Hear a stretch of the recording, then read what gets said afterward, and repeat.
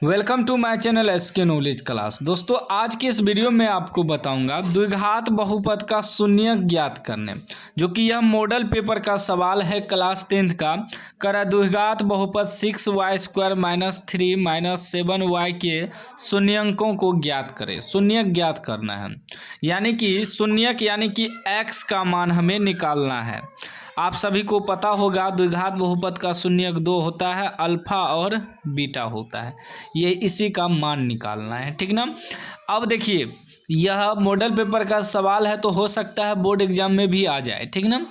क्या कर रहा है, द्विघात बहुपद 6y² - 3 - 7y के शून्यक निकालने। तो पहले समीकरण लिख लेंगे। क्या है, 6y² -3 है, लेकिन पहले y वाला लिखेंगे, इसको सीधा कर लेंगे, ठीक है ना। सीधा करने के लिए -7y - 3 = 0 रखेंगे, ठीक है ना। सीधा देखिए y² के बाद y आएगा, लास्ट में अचर पद आता है, ठीक ना। तो इसको पहले सीधा कर लेना है, अगर आपको उल्टा दिया रहेगा तब, ठीक। बाकी सीधा रहेगा तो अच्छा वाली बात है। अब इसको गुणनखंड करना है। यहाँ x के जगह y है, हम यहाँ लिखे x बराबर निकालना है, लेकिन यहाँ x की जगह y है, तो हमें y का मान चाहिए, y बराबर निकालना है, ठीक ना। तो अब देखिए क्या करते हैं, गुणनखंड करने के लिए ना हम लोग ये बीच वाला को तोड़ते हैं ना, तो इससे पहले शुरू वाला और लास्ट वाला को गुना करते हैं, तब ना गुणनखंड करते हैं। तो शुरू में मेरा है 6y² और लास्ट में क्या है -3, तो क्या हो जाएगा, 6×3 के 18y², तो 18 माइनस में आ जाएगा, ठीक ना। हमें बीच वाला को इस प्रकार तोड़ना है कि माइनस प्लस करके 7 पुर जाए, और गुना करने पर ये दोनों को जो हम गुना किए हैं, तो गुना करने पर -18 पुर जाए। इसको गुना करते नहीं है, सिर्फ रफ में करते हैं, रफ में उसको रखते हैं ताकि दोनों तरफ से पुर जाए, ठीक ना, पूरा हो जाए। तो अब कैसे करेंगे, इस 7 को तोड़ना है, ठीक ना। 7 को ऐसा तोड़ना है कि माइनस प्लस करने के बाद 7 भी पुर जाए, -7 भी, और गुना करने पर -18 भी पुर जाए, क्योंकि हम इसको गुना करके चेक कर लिए हैं कि -18 आ रहा है। तो हम लोग क्या करेंगे, ये जो -18 आया है गुना किए हैं, इसी को तोड़ेंगे। इससे तोड़ने के बाद ना पता चल जाएगा कितना आना चाहिए, ठीक ना। 2 से तोड़ेंगे 9 बार में, 3 तिया 9, ठीक ना। अब कैसे करेंगे, यहाँ हमें 7 भी पुराना है माइनस प्लस करके, तो पुर जाएगा। देखिए 3 तिया 9, 3 तिया 9, 9 में से 2 घटा देंगे ये वाला। अब इसको गुना करेंगे तो 9 दूनी 18 भी आ जाएगा, माइनस है तो -18 भी, और 9 में से 2 घटा देंगे तो 7 भी पुर जाएगा। लेकिन यहाँ -7 पुराना है ना, तो 9 में से 2 घटाएंगे तो +7 होगा। तो क्या करेंगे, इसको प्लस कर देंगे, इसको माइनस कर देंगे, उल्टा घटा देंगे। कम में से ज़्यादा घटेगा तो माइनस में 7 आ जाएगा, गुना करेंगे तो 9 दूनी 18 भी आ जाएगा, ठीक ना। यही नियम है, ठीक ना। यहाँ हम रफ इसलिए किए ताकि आपको बेहतर तरीक़ा से समझ में आए। कोई भी गुणनखंड दे तो शुरू वाला को लास्ट वाला को गुना करके देख लेना है, उसको पहले गुणनखंड कर लेना है। गुणनखंड करने के बाद बीच वाला पुराना है माइनस प्लस करके, तो ऑटोमेटिक वो पूरा हो जाएगा गुणनखंड, ठीक ना। चलिए अब लिखते हैं हम यहाँ, तो इसको तो सेम उतार देना है, 6y²। 7 को हमें क्या लिखना है, 7 को लिखना है -9y प्लस 2y, ठीक ना। फिर इसको भी उतार देते हैं, -3 = 0।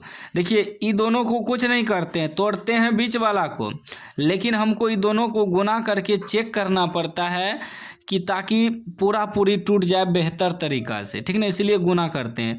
तो 6×3 = 18 हमें पुराना होता है, ये दोनों को गुना करने के बाद जितना ये दोनों, मतलब हुआ कि ये दोनों को जोड़ घटा करके तो -7 पुराना ही है, लेकिन ये दोनों के गुना से हमें ये दोनों गुना के बराबर में आना चाहिए, यही पता चल होगा, तभी गुणनखंड आपका बराबर होगा, ठीक ना, नहीं तो नहीं होगा। तो इसीलिए हम लोग गुना करके चेक कर लेते हैं, और जो गुना करते हैं इसी को इतना अच्छा से तोड़ देते हैं कि माइनस प्लस करने के बाद यहाँ भी पुर जाता है, ठीक ना। ऐसे सिर्फ रहता कि अनजादे यहाँ सिर्फ -7 पुराना है तो लोग किसी प्रकार पुरा देता बच्चा। यहाँ जैसे कि 5 जोड़ 2 लिख के भी पुरा देता, 5 2 7 हो जाता, लेकिन ऐसा नहीं है। यहाँ गुना करने के बाद भी पुरना चाहिए और माइनस प्लस करने के बाद भी पुरना चाहिए, इसीलिए गुणनखंड में थोड़ा माइंड लगता है, ठीक ना। समझ गए हम क्यों रफ में किए, ठीक। चलिए अब क्या करेंगे, ई दोनों में कॉमन लेंगे, तो कॉमन वह चीज़ लिया जाता है जो दोनों में मिलता है। तो यहाँ देखिए हमें y दोनों में मिल रहा है, तो y तो कॉमन आएगा ही, यहाँ भी y है, यहाँ भी y है, क्योंकि यहाँ 2 गो है, यहाँ 1 गो है, 1 गो निकाल लिए। अब 3 का 3 में 6 भी आता है, 9 भी आता है, तो 3 निकाल लेंगे, ठीक ना। तो 3 निकाल लिए, 6 में से 2 तिया 6 बचेगा 2, 1 गो y निकाल लिए तो 1 गो y बचेगा, माइनस यहाँ 3 तिया 9, y तो निकल ही गया। अब यहाँ देखिए, यहाँ कुछ नहीं तो प्लस 1 निकाल लेंगे, कुछ नहीं तो 1, कुछ नहीं मिल रहा है तो 1 तो मिलता है, तो ये हो जाएगा 2y माइनस 3 सेम उतर जाएगा बराबर 0, ठीक ना। अब देखिए एगो बाहर वाला लिखेंगे और ये दोनों कोष्ठ में देखिए सेम आया है, दोनों कोष्ठ में सेम रहेगा तभी आपका गुणनखंड सही जा रहा है, ठीक ना। तो एगो बाहर वाला लिखेंगे 3y प्लस 1, ठीक। एगो दोनों कोष्ठ में किसी एक को लिख लेंगे क्योंकि दोनों सेम है, ठीक ना। 2y माइनस 3 बराबर 0।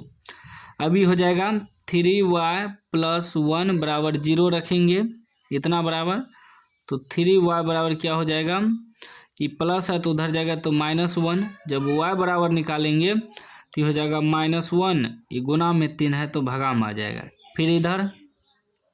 फिर इधर रखेंगे 2y माइनस 3 बराबर 0, तो 2y बराबर हो जाएगा उधर +3, ठीक ना।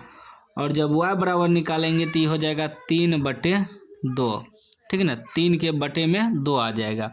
तो हमें y का मान क्या हुआ, y का मान निकला -1/3, 3/2, ये आपका आंसर हो गया, शून्यक निकल गया, ठीक ना। इसी को शून्यक कहते हैं।